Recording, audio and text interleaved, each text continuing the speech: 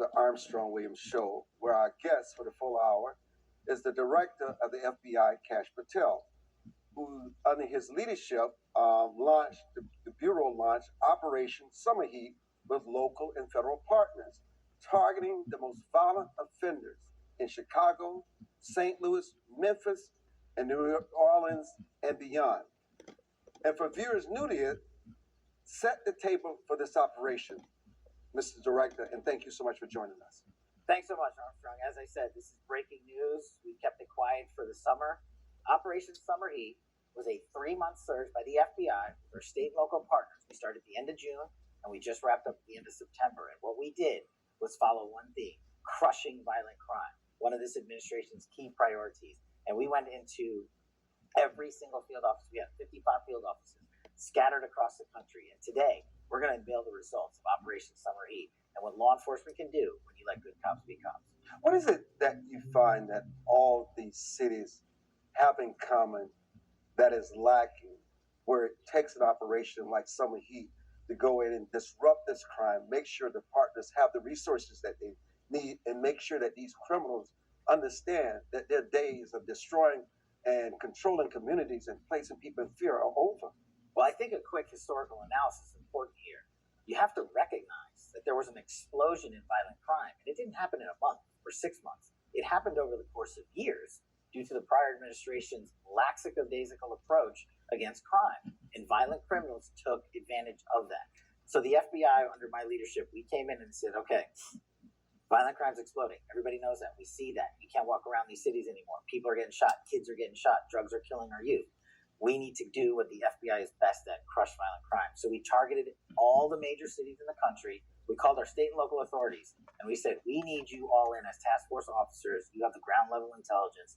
We have to attack the criminal enterprises where they start and their entire spider web of networks across the country. And that's the beauty of Summer Heat.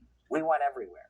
You know, what is fascinating, what you're insinuating here, is that this is not possible unless all the strategic partners are on board. It's a collaboration between the states, their leadership, the mayors, the municipalities. Why is that so important, and why does that give you the kind of effectiveness in terms of the results that you're seeking through Operation Summer Heat? Because there is no one federal agency or the federal government that can account for the safety of the entirety of the nation without our state and local law enforcement partners. You have to recognize the 1 million or so state and local law enforcement partners across our 50 states doing the job. They have the best relationships in the community. They have the ground level intelligence. They also have assets and resources that when we sync together with the Federal Bureau of Investigation, that is the most dynamic police force on God's green earth. And that's what the beauty of moving agents out of DC, as you and I have talked about at other times. When you take 1,000 folks out of DC and put them into the field, they are supporting Operation Summer Heat on a permanent basis with state and local law enforcement, because there's less people in DC for the FBI and more intel analysts in the field, more federal agents in the field, and more support staff in the field. That's what it takes to build up these cases.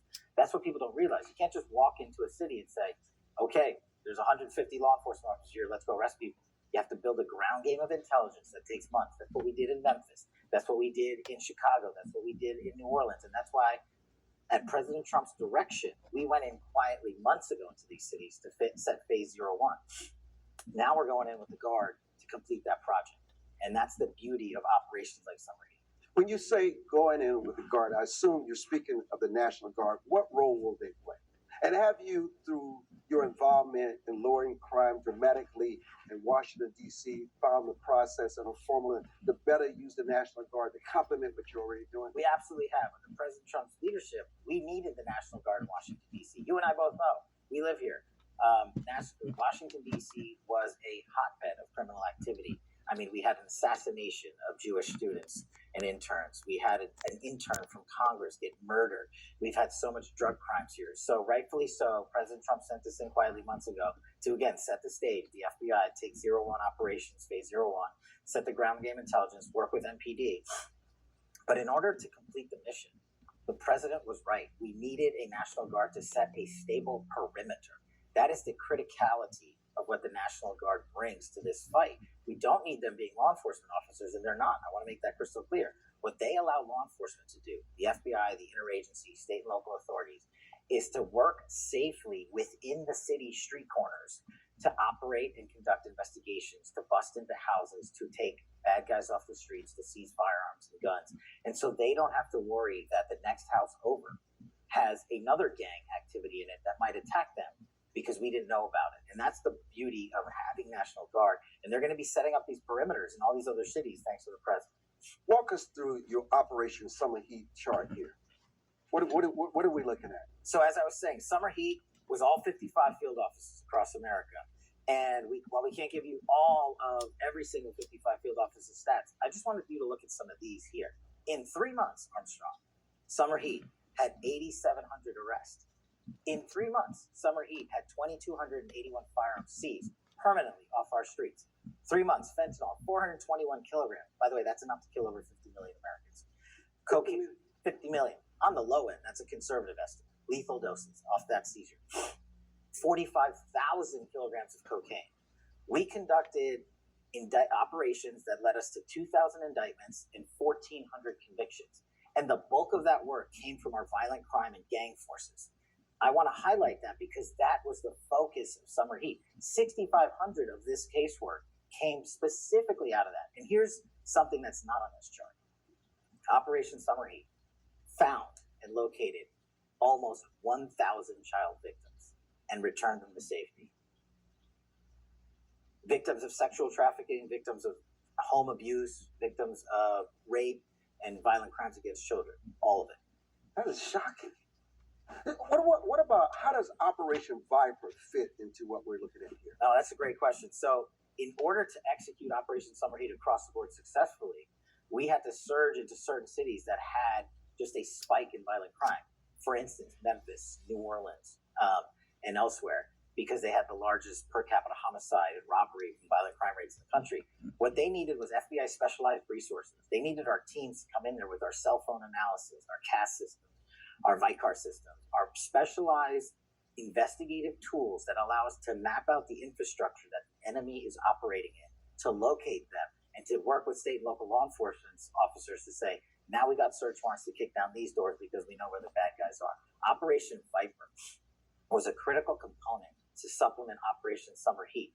This is just what the FBI is good at doing. When you let good cops be cops, and the only thing we have focused on, me and the deputy, when we've become in charge of the FBI, is removing the bureaucracy and putting the cops out into the field. And that's what our federal agents are doing. These, by the way, I didn't mention it, these are record-breaking results for any 7-month period ever at the FBI. At a bare minimum, all these arrests, convictions, and seizures are up 20 to 40% from the same time last year. Let's dig into the details here. I mean, let's take a look at the firearms seized. We assume those firearms are seized from criminals, people that would do harm to these communities. And when you think about the fentanyl, 50 million people, and the cocaine, what does it do in the long run for a community and its safety and the overall just dramatically reduction in criminal activity across the board? You raise a great point. What you can't see on this chart is things like what we did in Anchorage, Alaska, and things like we did down in Louisiana, where we not only found the criminals, we seized permanently an entire hotel in Anchorage, Alaska that was the epicenter of gang and criminal activity for narco trafficking, and we took it. And the same thing on a fraud scheme down in New Orleans and southeastern America, southeastern USA. We seized 6 different mansions of a healthcare fraud scheme, seized permanently off the streets, off the market. So the critical element that we need for Summer Heat to sustain itself is sustainment. We have to leave a footprint in these cities of security. And that's what we're doing with Summer Heat by not only taking all this off the streets and seizing the assets that were the hotbeds of criminal activities, but now the criminals know they can't go in there because the second they step in there, they're getting arrested and added to these statistics. You know, I'm certain for someone watching this broadcast, and they're looking at the cities that you've selected for Operation Summer Heat, I'm sure there's an outcry. How do you go to other cities? How do you spread this across the vast United States, where you have this very similar, this uptick in crime and how it devastates these communities? Well, the great news for those that are watching is that we're already there. As I said, the FBI has every city, every major city, you're already there. And Summer Heat these are just the highest record numbers of arrests. These are only the cities: New York 471, LA 441, Boston 404. Those are just the top 8. We have stats for every single city. This is what was the contributions for every single city. We have 345 resident agent offices throughout America. And what we've done is partnered with the Department of Justice and our great Attorney General and Deputy Attorney General to bring prosecutions, because that's what you need. You need indictments. These indictments are across the country in every single state. As I mentioned, Alaska, that people would probably forget about. We're everywhere and we're staying.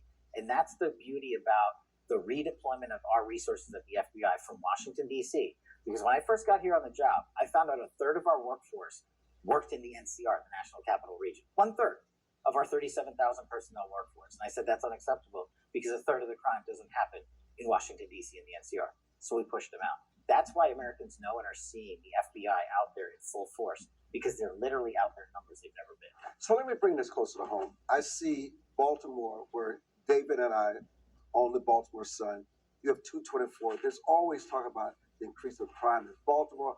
How do we get crime down? The mayor and the governor doesn't want the National Guard in Baltimore. How do you, something like this enhances, helping to reduce the crime, petty theft, the homicide in our neighbor Baltimore?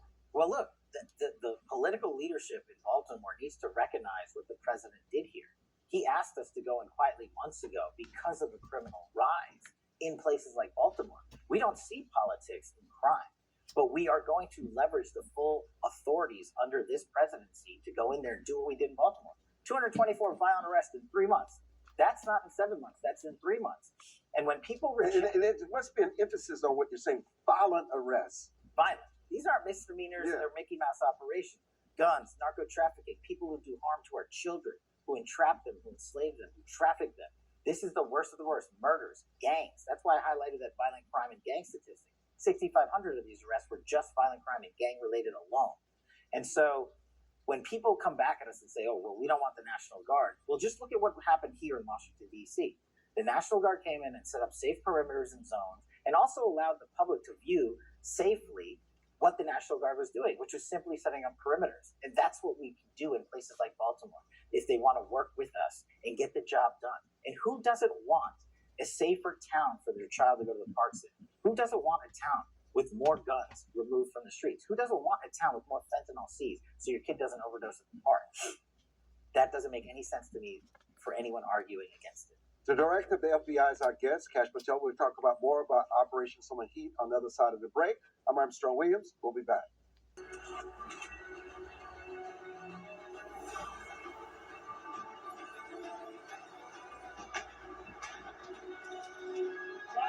It's ordinary people doing extraordinary things. Do you have the fire to go further?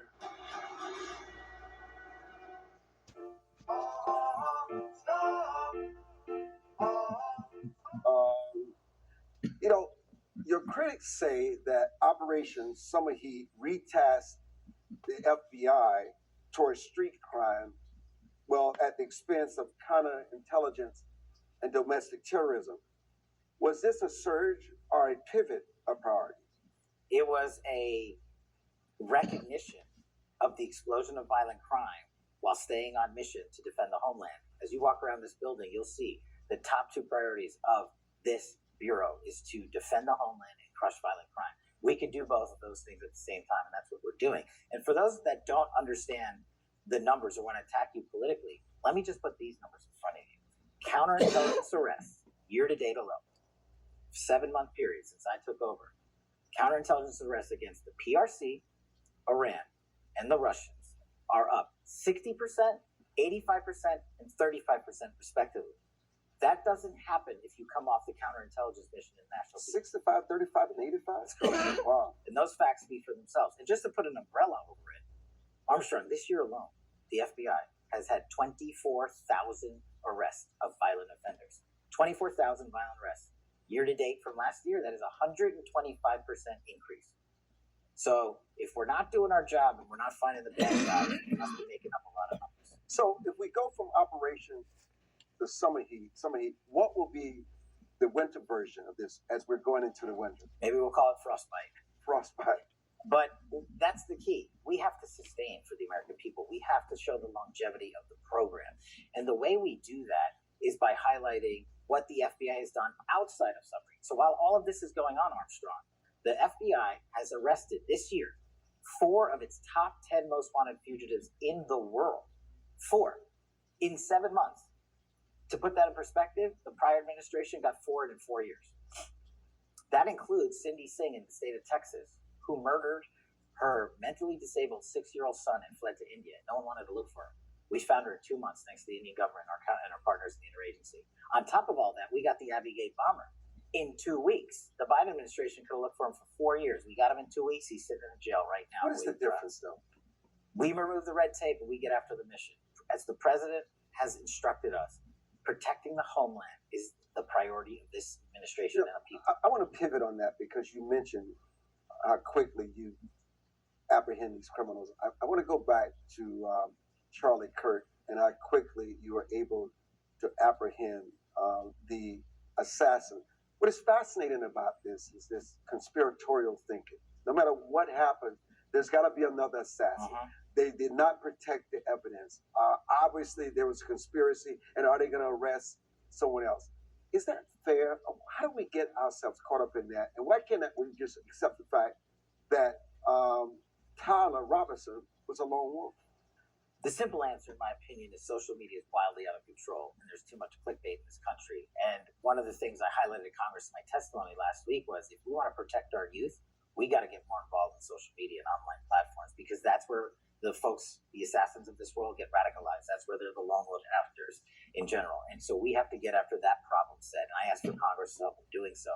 But speaking of Charlie Kirk, who was a very dear friend of mine, and then I was tasked with leading the nationwide manhunt to find the perpetrators involved. Of course, we were going to use every resource we have to find every single person involved. And the investigation is still ongoing. But we, as one of the pillars of my leadership here at the FBI, is transparency. We've produced more documents to Congress than my last 2 predecessors combined by 2-fold. Just to put it in perspective. So when we take our investigations out to the streets, I have the same ethos. And this is how we got Charlie Kirk's alleged assassin, so fast. We flew out to Utah. We landed on the ground. I said, I want the video analysis. I want it stripped and broken down so that we can feed out to the American public who this person is, because we didn't know yet. I want enhanced images, and we held a press conference at my direction, and we put the videos out, and we put the images out. The suspect was in custody 2 hours later. In 33 hours from the time Charlie was shot to the time we put handcuffs on him and had him in custody. To put that in perspective, the Boston Marathon bomber, which happened in downtown Boston during the Boston Marathon, took 5 days, and there was a police officer who was killed in that manhunt. Luigi Mangione, who allegedly murdered an individual, the CEO of the healthcare company, in downtown Manhattan in broad daylight, took 5 days to find him. So, but I don't want to put words in the mouth of the director. You don't assume, and I know you can't really answer this, that there will be more arrests with the Kirk investigation? What I can assure the American public is, A, the state of Utah is prosecuting this case, and they have a great team out there. And B, the FBI is the leading federal investigative authority. We will leave no stone unturned. We are serving legal process to scores of individuals and companies. We are interviewing scores of witnesses that were on the ground and in the area that day. And wherever they might rest around this world, if they had a tether to the Charlie Kirk assassination, they are going to be tracked down. And if they were involved, we are going to recommend charges to the appropriate authorities. Our investigation is very much ongoing. But we've also, Armstrong, in an unusual thing, put out publicly more information as to what we found because it is of such public importance. The flip side of that is social media people get involved and they come run with their crazy conspiracy theories because it makes them money. It gives them clickbait. And I don't work for them, and I don't respond to them. My duty is to the American people. If there was anyone else involved in Charlie Kirk's murder, you can look at our record. We'll find them and we'll get them. You know, speaking of social media, they're up in arms over George Soros and Oprah Rose as to whether or not his Oprah Rose Foundation is supporting terrorist organizations that are anti-America and goes against the better interests of our nation. So organizations, I can't speak to that directly. George Soros. And because I can't comment on whether or not we have an actual investigation. Okay, that's fair. Speaking to matters like Antifa, for example, right?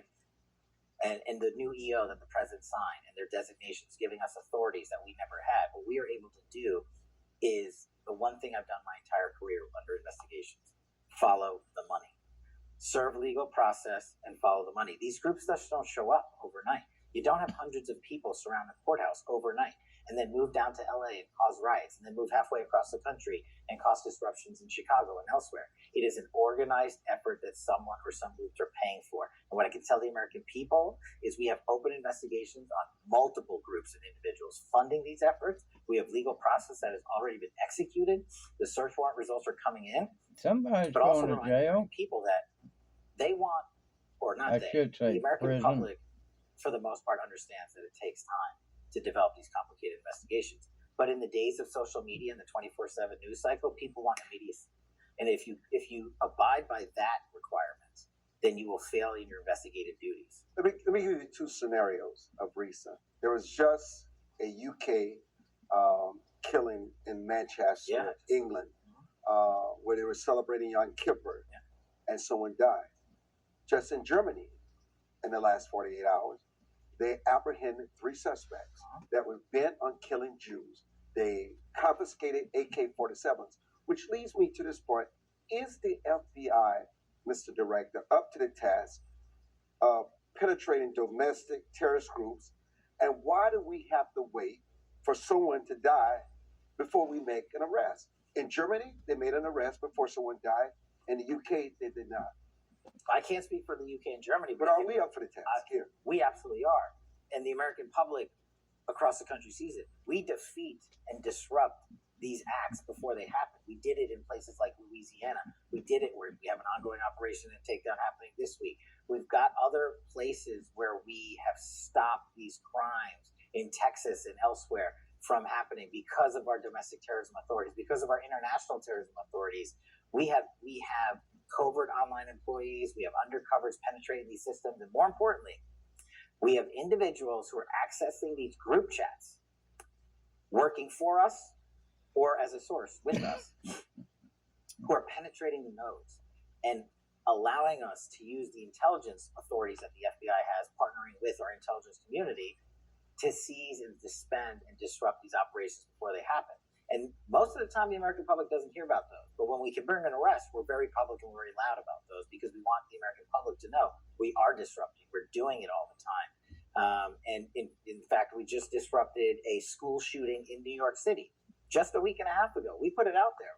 The NTOC, the FBI's National Threat Operations Center, received a tip from a social media company. This is how it works. We've got relationships. They tell us, hey, this kid was going to go shoot up a school in New York City. You know what we did? We immediately acted, executed search warrants, found the kid with a firearm in the school, and stopped the school shooting. But can you arrest those on social media that have manifestos talking about killing, assassinating, creating havoc? So in terms of arrest, when you talk about killing and assassinating, that's violence. That's not protected speech. Yeah, we're going after those guys. Absolutely. We have to protect First Amendment protected speech. But at the same time, when you threaten humans, when you threaten groups, when you threaten communities, you bet the FBI is coming after you. Do you have the resources? I was just reading where effective October 1st, many of your agents, hundreds of them, decided to take the compensation to move on. You lost hundreds of agents. Some people would see that as the FBI lacking resources, and certainly that is the narrative in much of the media. How does that impact the FBI? Does it cripple you, or do you have the necessary resources to do all the things that you're talking about today? We do. We have, thankfully, recruitment since we took over has exploded. We have doubled record highs of my prior 2 predecessors in terms of recruiting intel analysts, federal law enforcement agents, and other staff through the FBI. So increasing that amount of throughput and putting them through places like Quantico and Redstone, our training facilities, getting them out. But you're losing experience. We're of course, after 9/11, that crowd now is entering that period of window, 20 to 25 years of service, where that's when they retired. We were always expected that to happen. But what the American people needs to recognize Hold that point about what the American people need to recognize, because I don't want to interrupt it. We're going to a break. The director of the Federal Bureau of Investigation is, I guess, what is this room? The Webster Room. This is the Webster Room. Oh, of the former director. In honor of his recent passing. Yes, that's right. We'll be back. It's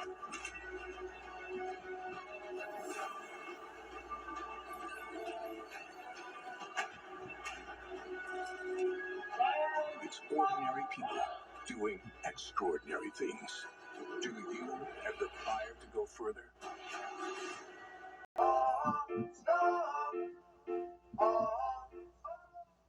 Welcome back to the broadcast. The American people should know. The American people should know how we're doing in recruitment, and we're not just bringing in new folks off the street. We're bringing in seasoned, experienced professionals through our programs like our Crossover 1811 program, because other federal agents want to work for the FBI. So we're not just bringing in newbies. We're bringing in people from the private sector that have been working for 10 and 15 years that want to work at this FBI. And what the American people should also know is if there's a complaint about how we are staffed and manned now, where was that complaint in the last 10 years? Because it's not like the FBI didn't have the funds or resources to fill the billets that were open on the books for the last 7 to 10 years. Leadership chose not to. That is an abject abdication of duty to the men and women of the FBI. And when we removed these billets because they remained unfunded, because prior leadership was too lazy or didn't care about the future of the FBI, the American people need to know that we are taking the opposite approach. How are you impacted by the government shutdown, especially if it's long and protracted? How will that impact your mission? So, the beauty of the FBI is that the men and women put this mission first and foremost. And we are accepted from the overall shutdown because of the national security and law enforcement mission that we have. So do they still get their pay? Well, that's the problem. That's the biggest problem. They work, they don't get their pay now. Until this is resolved. Until it's resolved, they'll get their full back pay. But you have to recognize. Can someone work with the same enthusiasm, knowing that members of Congress are still getting paid and all other non-essential and essential employees are not getting paid? Can they still do their job at the same level? It's my job to motivate them to do so, but here's the thing I've learned. I don't really need to motivate them. They've come in with